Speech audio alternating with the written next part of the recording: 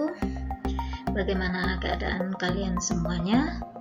Semoga sehat selalu ya dek, dan tetap semangat. Oke, pada pertemuan kali ini selamat berjumpa lagi dengan Bu Lastri pada materi masih PKL dengan Project Board ya dek ya. Oke, pada minggu kedua bulan Januari ini kita udah masuk untuk penyusunan dari laporan Project Board, yaitu bab 2 mengenai landasan teori. Oke, apa saja yang akan kita bahas di dalam landasan teori di dalam Project Board? Ya, jadi landasan teori yang ada di dalam Project Board tentang mengelola keuangan, terdiri dari, karena landasan teori itu adalah bab 2, jadi bab 2 di pembagian dari bab 2 terdiri dari pengertian, kemudian pengertian itu dibahas di dalamnya itu tentang pengertian pengelolaan, kemudian pengertian keuangan, kemudian pengertian pengelolaan keuangan, kemudian yang keduanya yaitu fungsi pengelolaan keuangan. Jadi bagaimana fungsi dalam pengelolaan keuangan, kemudian yang ketiganya yaitu manfaat pengelolaan keuangan. Jadi di dalamnya nanti kalian jelaskan bagaimana manfaat dalam mengelola keuangan. Kemudian yang keempat yaitu kebijakan pengelolaan keuangan. Jadi di dalam bab 2 landasan teori tentang kebijakan pengelolaan keuangan, kalian masukkanlah undang-undang atau perundang-undangan yang berlaku di Indonesia tentang pengelolaan keuangan. Dan itu sudah Ibu Lastri jelaskan dulu di dalam materi awal dalam otomatisasi dan tata kelola keuangan ya dek ya, tentang kebijakan pengelolaan keuangan, undang-undang apa saja yang ada di dalamnya itu sudah Ibu jelaskan dulu. Monggo dipelajari lagi, dilihat lagi, kemudian disalin lagi di dalam kajian teori ini. Bisa juga kamu ambil dari dari internet ya, apa saja kebijakan-kebijakan pengelolaan keuangan yang ada atau undang-undang yang berlaku tentang pengelolaan keuangan. Monggo dipersilahkan. Kemudian yang kelimanya tentang kas. Nah, kamu nanti di dalam Project Board itu dalam landasan teori, kamu akan menjelaskan tentang segala macam yang berhubungan dengan kas. Nah, itu boleh sumbernya dari blogspotnya Bu Lastri. Nah, itu ada di sana, yaitu ini udah ada di dalam slide-nya Bu Lastri ini udah Bu Lastri cantumkan, yaitu https://kaskecilbuana.blogspot.co.id/. Silahkan dibuka nanti, atau boleh juga diambil dari tulisan-tulisan yang lainnya atau kajian-kajian ilmiah yang lainnya yang ada di internet tentang kas. Silahkan. Nah, itu terdiri dari kas, itu ada pengertian kasnya, kemudian apa itu sifat-sifat kas, kemudian apa yang tergolong ke dalam kas. Jadi kamu masukkan ke dalam kajian teori kas nanti.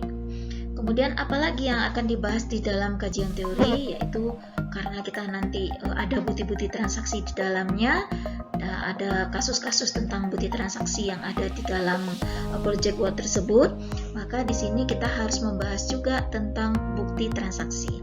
Nah, mengenai bukti transaksi silahkan dicari itu apa itu pengertian bukti transaksi, kemudian apa itu jenis-jenis dari bukti transaksi. Jadi apa saja yang termasuk ke dalam bukti transaksi, macam-macamnya jenis-jenisnya, silahkan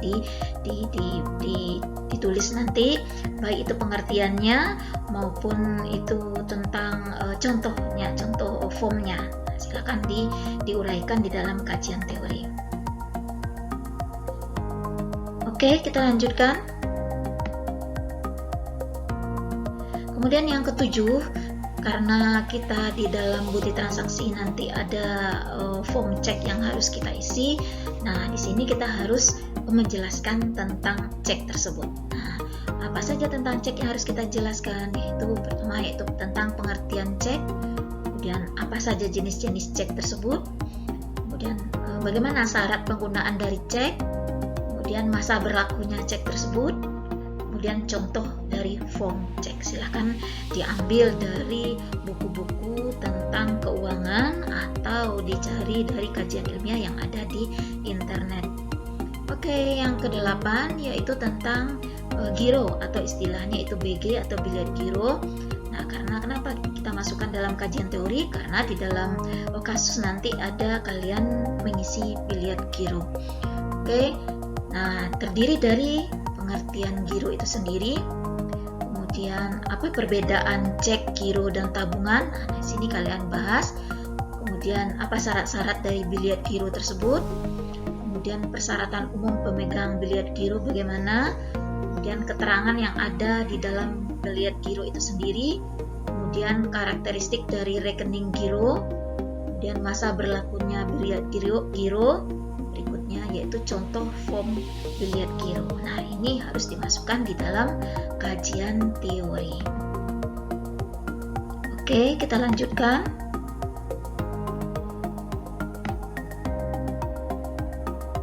Berikutnya yaitu tentang kwitansi.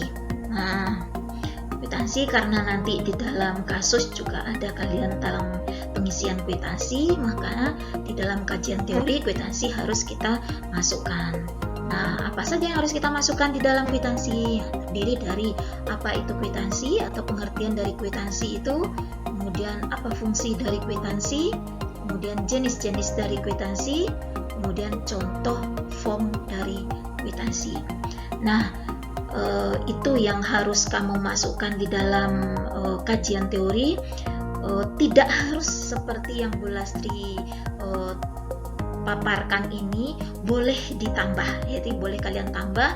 Silakan nanti ambil dari buku-buku otomatisasi dan tata kelola keuangan atau administrasi keuangan, silahkan kamu ambil dari buku-buku atau kajian-kajian teori yang ada di internet, penelitian-penelitian mahasiswa yang ada di internet, silahkan diambil, asalkan di dalam pengambilannya, di dalam pemilihan konteksnya atau apa kalimat-kalimatnya, misal pengertian kwitansi, nah itu harus jelas sumbernya. Jadi kalau seandainya buku mana kalian ambil harus ditulis di daftar pusakanya nanti bukunya apa saja. Kemudian juga kalau kamu ambil dari internet, tulisan ilmiahnya itu berasal dari mana.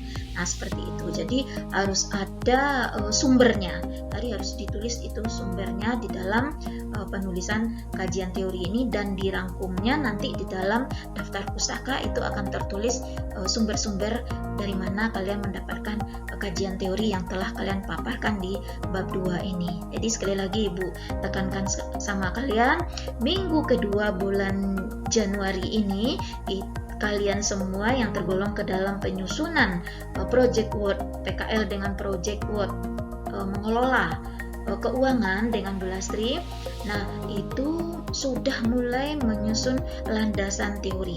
Jadi dalam minggu ini kalian telah selesai, nanti hari Jumat depan itu telah selesai nanti bagaimana kajian teori yang kalian susun nanti sudah masuk diupload ke Bu Lastri. Nah, jadi Ibu tekankan lagi, tidak harus ya sama persis dengan alurnya yang Bu Lastri jelaskan ini, tetapi boleh ditambah. Jadi dikurangin jangan ya Dek ya, tapi boleh ditambah dengan teori-teori yang lainnya. Oke.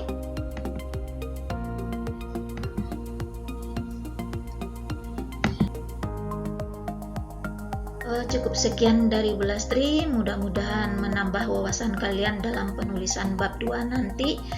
Sebelumnya Bu Lastri mohon maaf atas segala kekurangan Bu Lastri. Wassalamualaikum warahmatullahi wabarakatuh. Tetap semangat dan sehat selalu.